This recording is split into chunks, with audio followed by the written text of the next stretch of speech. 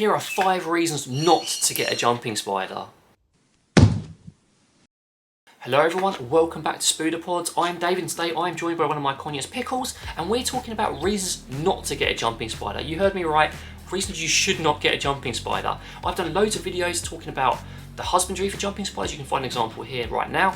Loads of videos about why I think they're an awesome pet, but I want to do a video on reasons why you shouldn't, because there are some deal breakers for some people, and it's better if you enter into a sort of jumping spider arrangement in your house with eyes wide open. You want to know all of the pitfalls that come with them, and I'm going to provide them. If none of these are deal breakers, then I'd highly suggest getting one because they make amazing pets and they're really amazing to observe.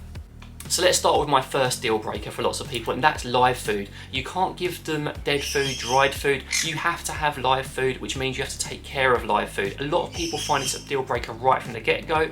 I frequently get questions saying, can I feed them just freeze-dried mealworms? No, they need to be live. It's really important. Now, once you get used to handling live food, it's not a problem, but some people hate the noise crickets make, and we don't really approve of crickets anyway. Locusts jumping around their enclosures is annoying. The smell of mealworms, having to deal with live flies. Got a great video on how to deal with them on the channel. I'll leave a little card for that right now. Don't know why I'm waving my finger around. Where do you want to go? People want to go and explore while I'm talking.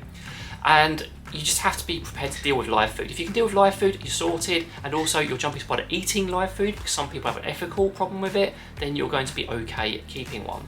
Now, the second deal breaker for jumping spiders is their lifespan. And now, conures like Pickles here live for 30 years plus. So that's great. You've got a pet for absolutely ages.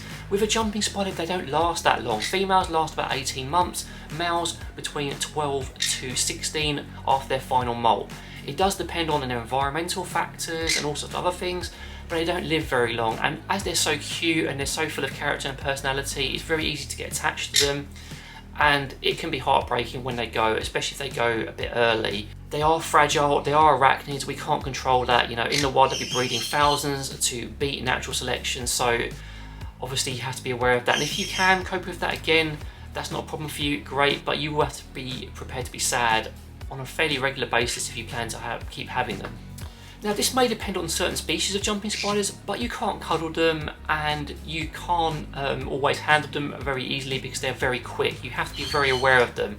Obviously, I can cuddle Pickles when she wants me to, but you can't cuddle your jumping spider. They may look cute and fluffy, but you really shouldn't be petting them. Handling them's okay as long as you're not stressing them out, but there's no cuddling involved. And for some people, they see them and they think, oh, okay, I can just have them enclosed all the time and they'll tolerate it. Some do get used to it, many don't. They're also very quick and you have to be very on the ball when you are handling them or doing enclosure maintenance.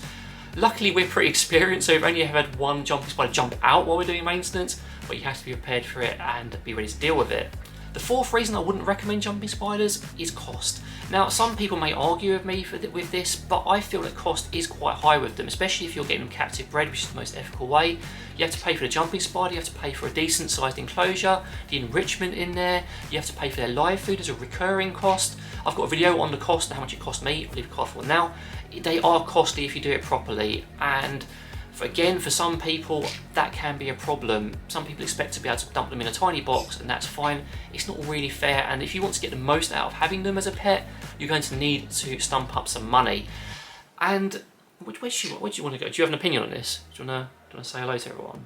Right. They can be costly, and you have to be prepared for that. It is important to give them the best life possible because it is better for you and for them. Now, my last problem and reason why you probably shouldn't get one is they're addictive. When you get one jumping spider, it normally leads to getting more and more and more. We started with one because we've dealt with like inverts in the past and worked with them, and we got one which was tank, and now we have loads of them, and we're probably going to get more of them. It is an addictive hobby, and that's something you have to keep in mind. If you can afford it, if you can keep up with it, they're not too high maintenance, but you do have to look after them. And yeah, you'll just end up with loads of them, so do be careful, they are very addictive.